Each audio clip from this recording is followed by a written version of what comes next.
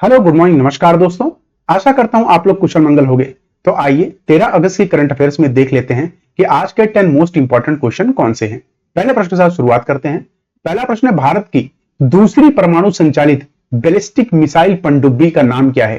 तो ध्यान रखिए, पनडुब्बी क्या होती है आपको पता ही है ना, कि जो समुद्र के नीचे गोता खा के हमारे देश की रक्षा करती है, क्या आपको पता है, इसे पनडुब्बी कहते हैं। तो इसमें पूछा गया है कि परमाणु संचालित बैलिस्टिक मिसाइल, जो परमाणु इसमें मतलब कि जो इसमें मिसाइल होगी ना वो परमाणु लैस होगी। ठीक है, तो आइए ऑप्शंस देखते हैं। पहला ऑप्शन है ए आईएनएस अष्टधारणी, ये बी आईएनएस अरिघात, ये सी आईएनएस अरिहंत, ये डी आईएनएस सिंधु रक्षक। तो ध्यान रखिए, इसका सही उत्तर है बी आईएनएस अरिघात दूसरी परमाणु संचालित बैलिस्टिक मिसाइल है। अगर पूछा जाए पहली कौन थी, तो ध्यान रखिए पहली है आईएनएस अरिहंत, ये पहली है हमारी। ठीक है, ये फर्स्ट है और ये सेकंड है, ये आपको ध्यान रखना है। इसके मोस्ट इंपॉर्टेंट अगर पॉइंट को देखें तो भारत अपनी दूसरी परमाणु संचालित बैलिस्टिक मिसाइल पनडुब्बी आईएनएस अरिघात को कमीशन करेगा। साथ ही 6 और परमाणु पनडुब्बियों के निर्माण की मंजूरी भी इसे मिली है। अगले साल की शुरुआत मतलब 2025 तक, ठीक है, 2025 तक तीसरी जो हमारी बैलिस्टिक मिसाइल पनडुब्बी है उसका नाम अरिदमन है, इसको भी कमीशन किया जा सकता है, ये आपको ध्यान रखना है। साथ में यह ध्यान रखना आपको मोस्ट इंपॉर्टेंट कि आईएनएस अरिहंत जिसे 2016 में लॉन्च किया गया था, नौसेना में शामिल किया गया, यह पहली परमाणु संचालित बैलिस्टिक मिसाइल है। इसी के साथ आपको यह ध्यान रखना कि भारतीय नौसेना की स्थापना 26 जनवरी 1950 को हुई थी। चीफ ऑफ डिफेंस स्टाफ हमारे जनरल अनिल चौहान है। नौसेना स्टाफ के प्रमुख कौन है, तो एडमिरल दिनेश कुमार त्रिपाठी। आइए अगला क्वेश्चन देखते हैं। अगला प्रश्न है, हाल ही में नटवर सिंह का निधन हुआ, वह किससे संबंधित थे। ए वैज्ञानिक, बी पत्रकारिता से, ये सी राजनीतिक से, या डी चित्रकार थे। तो ध्यान रखिए, इसका सही उत्तर है सी राजनीतिक से इनका संबंध था। ये हमारे देश के फॉरेन मिनिस्टर भी रह चुके हैं, ध्यान रखिएगा। ठीक है, किसके कार्यकाल में, ये आपको याद हो जब मनमोहन सिंह थे ना, उस कार्यकाल में ये हमारे देश के ये फॉरेन मिनिस्टर रह चुके हैं। तो कांग्रेस की आप कहेंगे कि जब कांग्रेस की सरकार थी। ठीक है, साथ में आपको यह इंपॉर्टेंट रखें कि ये फॉर्मर डिप्लोमेट भी हैं। ठीक है, फॉर्मर डिप्लोमेट, डिप्लोमेट क्या होते हैं आपको पता है, राजदूत। तो ये हमारे देश के आईएफएस ऑफिसर जिनको राजदूत के रूप में नियुक्त किया गया था, ये भी आपको ध्यान रखना। मोस्ट इंपॉर्टेंट पॉइंट इसके साथ ये कंप्लीट हुए। साथ में आइए जो हाल ही में ओबिचुरीज हुई हैं, मतलब जो भी या फेमस लोगों की भी मृत्यु हुई है, उन सबको यहां पे रिवाइज कर लेते हैं। जैसे कि आपको ध्यान रखना, सुशील मोदी जो कि बिहार के पूर्व उप मुख्यमंत्री थे, इनका निधन हुआ था। सलाम बिन रज्जाक प्रसिद्ध उर्दू लेखक थे। प्रश्न आ सकता है कि सलाम बिन रज्जाक किससे संबंधित है, उर्दू लेखक थे। पॉल एलेंडेक्जेंट तो अमेरिकी the man on the iron lung के नाम से फेमस थे। वहीं गजल गायक पंकज उदास का भी निधन हो गया था। देश के सबसे बुजुर्ग टेस्ट क्रिकेटर दत्ताजीराव गायकवाड़ का निधन हो गया था। भारत की पहली ओरल मौखिक गर्भ निरोधक गोली सहेली के नाम याद है आपको, आते प्रचार आता था कि खोज करने वाले डॉक्टर आर.एन. नित्यानंद के भी निधन हो गया। वहीं यामिनी कृष्णमूर्ति जिसको भरतनाट्यम में इन्होंने, जिसे कहते हैं ना कि क्लासिकल डांसर थी, इनका निधन हो गया है। भरतनाट्यम कहां पर प्रस्तुत किया जाता है, तो 8 क्लासिकल डांसिंग में से तमिलनाडु का ये डांस है, ध्यान रखिएगा। वहीं अंशुमन गायकवाड़ क्रिकेटर थे जिनका निधन हुआ। पंडित राजीव तराजात को जो कि सरोद वादक थे। कमला बेनीवाल राजस्थान की पहली महिला मंत्री थी। ठीक है, यह ध्यान रखना है आपको। पीटर हिग्स ब्रिटिश भौतिक विज्ञानी, इनका निधन हो गया था। वहीं शास्त्रीय गायिका प्रभा अत्रे जो कि किराना घराने से संबंधित थी गायिका, ये ध्यान रखिएगा। मुनव्वर राणा मशहूर उर्दू गायक, ये आपको ध्यान, मुनव्वर फारूकी नहीं, मुनव्वर राणा। ठीक है, ये आपको ध्यान रखना है इन सबका हाल ही में जो निधन हुआ है। आइए अगला प्रश्न देखते हैं। अगला प्रश्न है, नए कैबिनेट सचिव के रूप में किसे नियुक्त किया गया है। ए टीवी स्वामीनाथन, बी अनुराग अग्रवाल, सी विनय मोहन क्वात्रा, या डी इंद्रमणि पांडे। इसका सही उत्तर है ए, ध्यान रखिए टीवी सोमनाथन को जो कि आईएएस ऑफिसर थे। ठीक है, इनको अभी इस पद पे नियुक्त किया गया। कैबिनेट सेक्रेटरी आपको बता दूं तो आईएएस जो बनते हैं ना, वो सबसे बड़ा पद होता है ये। इन सभी के नीचे इतने आईएएस ऑफिसर होते हैं, पूछिए मत, ये आपको ध्यान रखना। आइए इसी के साथ साथ सभी मोस्ट इंपॉर्टेंट जो भी नियुक्तियां हुई हैं उन सबको हम यहां रिवाइज कर लेते हैं। उससे पहले एक बार आप इनकी तस्वीर जरूर देख लीजिएगा। ठीक है, तो ध्यान रखिए यूपीएससी की नई चेयरमैन बनी है प्रीति सुदान। चंद्रलाल दास ने इस्पात मंत्रालय के अतिरिक्त सचिव का पदभार संभाला है। मुक्केबाजी में भारत के सबसे कम उम्र के ओलंपिक रेफरी कबीलन साई अशोक बने हैं। वहीं संयुक्त राष्ट्र की आर्थिक और सामाजिक परिदृश्य का अध्यक्ष किसे बनाया गया है? बाब राय को। Doctor Princeton George Indian council of agriculture research के साथ साथ Indian council of agriculture research और सेंट्रल मैरीन फिशरीज का निदेशक बनाया गया है। जेनेट यांग को amps academy of motion pictures and sciences की अध्यक्ष बनाया गया है। शुभांशु शुक्ला को आईएसएस के लिए प्राइमस एस्ट्रोनॉट चुना गया है। इंटरनेशनल स्पेस स्टेशन, ध्यान रखिएगा, उसके लिए ना जिसके कहते हैं ना प्राइम एस्ट्रोनॉट कौन से जो है? शुभांशु शुक्ला इंडिया के हैं। इंद्रमणि पांडे को बिम्स्टेक सेक्रेटरी जनरल बनाया गया है। रघुराम अय्यर को भारतीय ओलंपिक संघ का सीईओ बनाया गया है। अनिल कुमार त्रिपाठी को telecom regulatory authority of India का हेड बनाया गया है। राष्ट्रीय चिकित्सा आयोग के नए अध्यक्ष बने हैं बीएन गंगाधर। सरकार ने रॉबर्ट जे रवि को बीएसएनएल का सीएमडी लॉन्च किया है, ध्यान रखें, नियुक्त किया गया। वहीं विनय मोहन क्वात्रा को अमेरिका में भारत का नया राजदूत बना के भेजा गया है। अच्छा, राजदूत काम क्या करते हैं? तो देश के संबंधों को दूसरे देश से काफी मजबूत करने में एक पिलर का काम करते हैं, एक ब्रिज का काम करते हैं, ये आपको ध्यान रखना है, ठीक है। आइए इसी के साथ अगला प्रश्न देखते हैं। कौन सी अंतरिक्ष एजेंसी मुनल उपग्रह के प्रशिक्षण में नेपाल की मदद करेगा? देखिए, एक प्रश्न आपका यह तैयार हो गया कि मुनाल सैटेलाइट कहां की है? तो नेपाल की है, ठीक है। आइए देखते हैं ऑप्शंस में कौन सा स्पेस एजेंसी की मदद करेगी। ए इसरो, बी नासा, सी ईएसए या डी जाक्सा। तो ध्यान रखिए, इसका सही उत्तर है ए, इसरो इसमें नेपाल की मदद करेगी, ये ध्यान रखिएगा। तो इसरो की कमर्शियल बॉडी है, ठीक है, वो इसमें मदद करेगी, वो हम अगले स्लाइड में देखेंगे जब इसके इंपॉर्टेंट पॉइंट्स में देखेंगे। वहीं नेपाल की बात करें तो कैपिटल यहां का काठमांडू है, करेंसी यहां के नेपाली रुपीज है। Prime minister KP Sharma Oli अभी हाल ही में नियुक्त हुए हैं। प्रेसिडेंट यहां के हैं रामचंद्र पौडल, ये आपको ध्यान रखना है। वहीं ये नेपाल का मैप है और ये इंडिया के साथ डिस्प्यूटेड एरिया है जो कि कालापानी रीजन कहते हैं। इसके साथ इसके मोस्ट इंपॉर्टेंट पॉइंट की बात करें तो विदेश मंत्रालय और न्यू स्पेस इंडिया लिमिटेड, ये हमारा इसरो का क्या है? कमर्शियल यूनिट है, ध्यान रखिएगा। किसकी? इसरो की। अगर ऑप्शन में दिया जाता है NSIL तो ध्यान रखिए, इसको भी टिक कर सकते हैं आप, या फिर इसरो, ठीक है।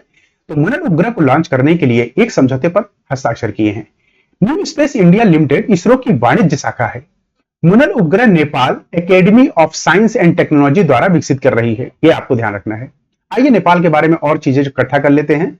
जैसे नेपाल के प्रधानमंत्री पुष्प कमल दाहाल प्रचंड ने इस्तीफा दिया है। बहुराष्ट्रीय सैन्य अभ्यास शांति प्रयास नेपाल के साथ शुरू हुआ है। और हम कौन सा नेपाल के साथ करते हैं? तो ध्यान रखिएगा, सूर्य किरण। कौन से करते हैं? सूर्य किरण। यह अभ्यास हम नेपाल के साथ करते हैं। नेपाल के तमाम समुदाय के सोनम लासार के, ठीक है, अवसर पर नया साल मनाया जाता है। वहीं नेपाल अगले 10 वर्षों में भारत को 10,000 मेगावाट बिजली का निर्यात करेगा। तो आपको पता है नेपाल में कितने सारे हाइड्रो इलेक्ट्रिक प्रोजेक्ट हैं जो कि इंडिया द्वारा बनाए गए हैं। आधिकारिक तौर पर समलैंगिक विवाह का पंजीकरण कराने वाला भारत पहला एशियाई देश नेपाल बना है, यह आपको ध्यान रखना है। भाई, भारत और नेपाल के बीच झूला घाट सस्पेंशन ब्रिज पूरी तरह से चालू हो गया है, इसको भारत ने ही बनाया है, ध्यान रखिएगा। वहीं नेपाल ने T20 में सर्वोच्च स्कोर का रिकॉर्ड बनाया है। गाई जात्रा उत्सव नेपाल में मनाया जाता है, कई बार प्रश्न आ चुका है ये, ठीक है, ये आपको ध्यान रखना है। आइए अगला प्रश्न देखते हैं। अगला प्रश्न है, पेरिस ओलंपिक्स 2024 में भारत ने कुल कितने पदक जीते हैं? मोस्ट इंपॉर्टेंट, ध्यान रखिएगा। तो इसमें इसका सही उत्तर है बी, 6 पदक जीते हैं, ये आपको ध्यान रखना है, ठीक है, जिसमें 5 कांस्य हैं। कितने हैं? कांस्य पदक 5 हैं और एक आपका सिल्वर है। क्या है? एक है आपका सिल्वर, ये आपको ध्यान रखना है, ठीक है। नीरज चोपड़ा ने सिल्वर पदक जेवलिन थ्रो में जीता था। आइए इसी के साथ मैं आपको सारा ओलंपिक्स के जितने भी क्वेश्चन है सबको रिवाइज करा देता हूं। यहां जैसे नीरज चोपड़ा ने पेरिस ओलंपिक्स में भाला फेंकने की स्पर्धा में ना रजत पदक जीता है, जिसे हम क्या कहते हैं? ब्रॉन्ज मेडल, ठीक है, ध्यान रखिए किसमें? Bronze medal. वहीं भारत ने ओलंपिक्स 2024 की हॉकी स्पर्धा में कांस्य पदक जीता है। स्वप्निल कुशाल ने पुरुष के 50 मीटर राइफल में कांस्य पदक जीता था। वहीं सरबजोत सिंह ने पेरिस ओलंपिक्स 2024 में भारत के लिए कांस्य पदक जीतकर पिस्टल स्पर्धा में, पेरिस ओलंपिक्स 2024 में 2 कांस्य पदक जीतने वाली पहली महिला कौन है? मनु भाकर, यह ध्यान रखिएगा। बिल्किश मीर पेरिस में होने वाले 33वें ग्रीष्मकालीन ओलंपिक में 2024 में जूरी सदस्य नियुक्त होने वाले पहले भारतीय बनी है। वहीं अभिनव बिंद्रा 2024 के लिए टॉर्च बीरर बने थे, ध्यान रखिएगा, ठीक है। पेरिस ओलंपिक्स में भारतीय महिला ध्वजवाहक पीवी सिंधु थी। पेरिस ओलंपिक्स में पुरुष ध्वजवाहक शरद कमल थे। थॉमस बाक को ना अंतरराष्ट्रीय समिति का पेरिस ओलंपिक्स के लिए अध्यक्ष बनाया गया था। पेरिस ओलंपिक्स 2024 का मस्कट क्या है? Olympic fridge. अच्छा, यहां आपके लिए होमवर्क में दो प्रश्न है। पहला प्रश्न ये बताइए कि समापन समारोह में इंडिया का फ्लैग बीरर कौन था? ठीक है, फ्लैग बीरर कौन था? महिला, वुमेन और मैन दोनों बताइए। ये दोनों प्रश्न आपके लिए। आइए अगला प्रश्न देखते हैं। अगला प्रश्न है, अंतरराष्ट्रीय युवा दिवस हर साल कब मनाया जाता है? ए 12 अगस्त, बी 10 अगस्त, सी 9 अगस्त या डी 11 अगस्त। ध्यान रखिएगा 12 अगस्त को प्रतिवर्ष युवा दिवस मनाया जाता है। तो यह दिन समाज को बेहतर बनाने में युवाओं की महत्वपूर्ण भूमिका को पहचानने और उनके सामने आने वाली चुनौतियों पर ध्यान आकर्षित करने के लिए समर्पित है।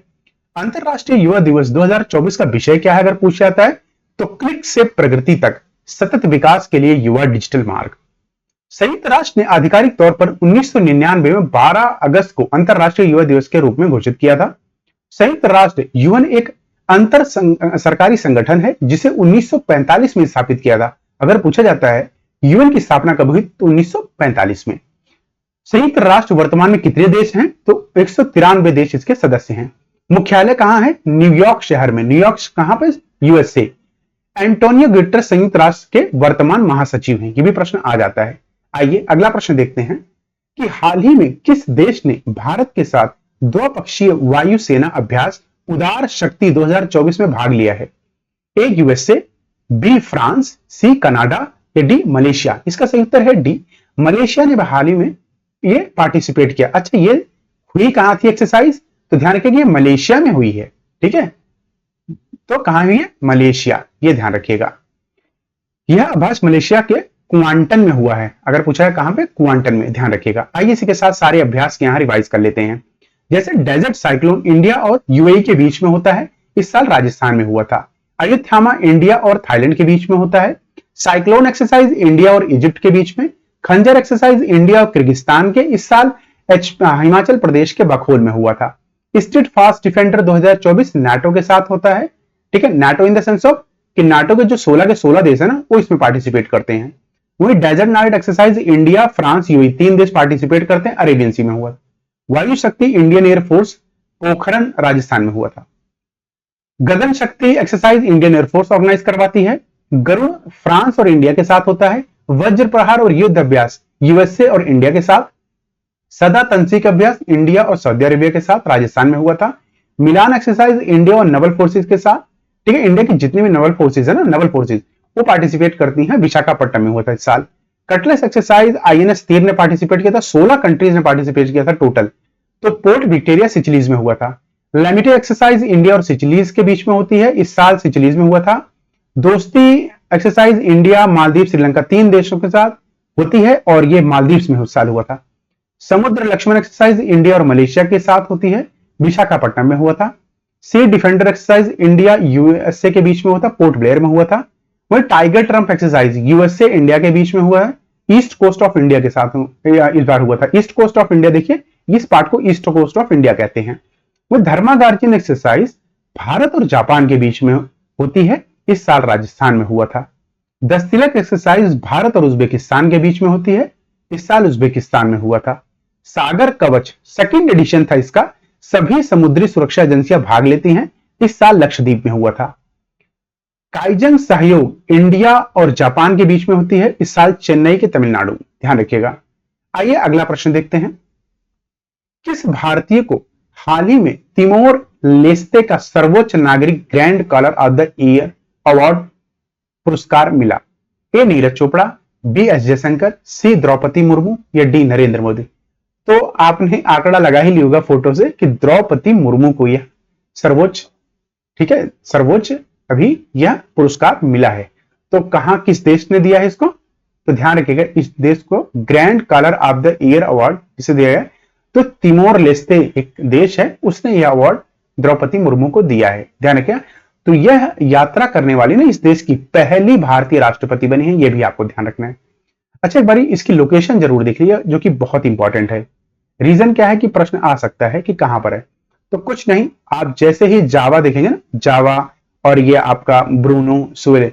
तो जावा यहां सुमात्रा, यहां जावा, और ये आपका तिमोर। ठीक है, ऑस्ट्रेलिया के ऊपर हल्का से ध्यान रखिएगा, जैसे कि आपको ध्यान है ऑस्ट्रेलिया के ऊपर बस तिमोर, कुछ नहीं याद रखना, ऑस्ट्रेलिया के ऊपर तिमोर छोटा सा देश है। ठीक है, इसी के साथ आइए अगला प्रश्न देखते हैं कि जूश मिशन किस अंतरिक्ष एजेंसी का अंतरिक्ष मिशन है? ए रॉसकॉस्मोस, बी नासा, सी ईएसए या डी जाक्सा। ध्यान रखिए यह यूरोपियन स्पेस एजेंसी, जो कि यूरोप की स्पेस एजेंसी है, इसका यह मिशन है, अंतरिक्ष मिशन। तो जूस की अगर बात करें तो जुपिटर आईसी मून एक्सप्लोरर इसका जो पूरा नाम है। ठीक है, तो बृहस्पति के चंद्रमाओं विशेष रूप से यूरोपा, ग्रेनिमेट और कैलिस्टो का अध्ययन करने के लिए बनाया गया है। एक अंतरराष्ट्रीय यान है। क्या है? एक अंतरराष्ट्रीय यान है, यह देखने के लिए कि क्या वहां जीवन संभव है, यह आपको ध्यान रखना है। अच्छा, अगर यूरोपीय हम स्पेस एजेंसी की बात करें तो इसकी जो स्थापना हुई थी 1975 में हुई थी। ठीक है, और मुख्यालय इसका पेरिस फ्रांस में है। अगला प्रश्न देखते हैं, हाल ही में किसे बांग्लादेश का नया मुख्य न्यायाधीश नियुक्त किया गया है? ए सैयद रफात अहमद, बी मोहम्मद शहाबुद्दीन, सी मोहम्मद यूनिस या डी शेख हसीना। तो आपको पता है इसका सही आंसर है ए सैयद रफात अहमद, ये ध्यान रखिएगा। उसी के साथ आपको यह भी ध्यान रखना है, अभी ना जैसे ही शेख हसीना ने इस पद से रिजाइन दिया ना कि प्राइम मिनिस्टर, क्योंकि वहां मिलिट्री जब कू हुआ, ठीक है, मिलिट्री को मतलब कि वहां सैन्य का उन्होंने क्या किया कि सरकार को उखाड़ फेंका, किसकी? शेख हसीना की। तो यहां सैन्य बल ने पूरा जो गवर्नेंस है उसको कंट्रोल कर लिया। उसके बाद यूनिस जी को, मोहम्मद यूनिस को इंटरिम, जिसे कहते हैं ना कि गवर्नमेंट का संरक्षक यहां पे बनाया गया कि आप देखिए हमारी सरकार को।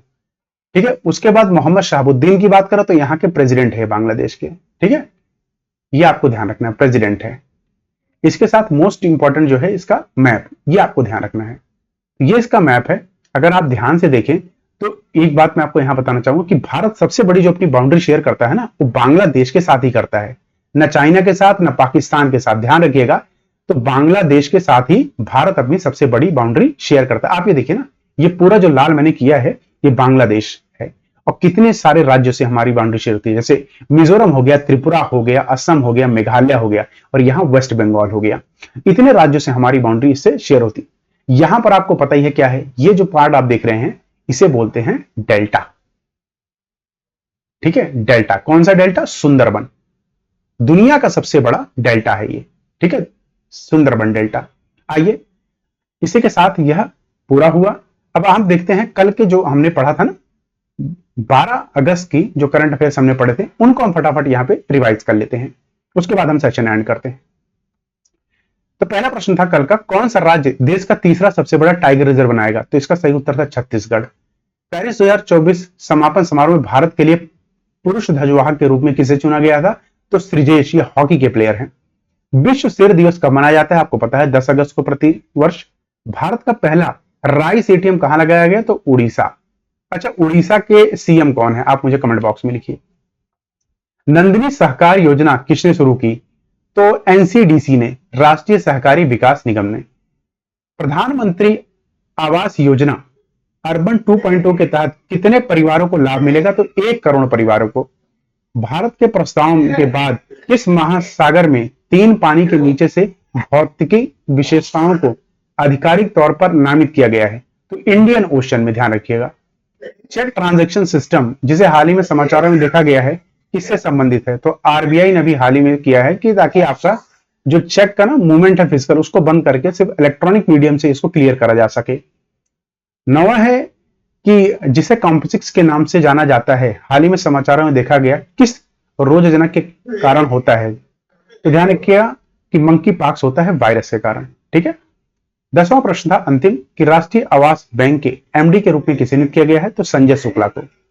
इसी के साथ यह सेशन पूरा हुआ। आप सभी का तहे दिल से शुक्रिया। कल फिर मिलेंगे 14 तारीख के करंट अफेयर्स में। उसी के साथ मैं आपको बताऊं ओलंपिक्स में हमारा कि बहुत अच्छा सेशन आने वाला है, उसको जरूर मिस मत करिएगा। ध्यान रखिएगा, जरूर देखिएगा, उसको मिस बिल्कुल मत करिएगा। जो भी एग्जाम आ रहे हैं उनके लिए बहुत इंपॉर्टेंट है। चलिए, कल तक के लिए अपना ध्यान रखिए। जय हिंद, जय भारत।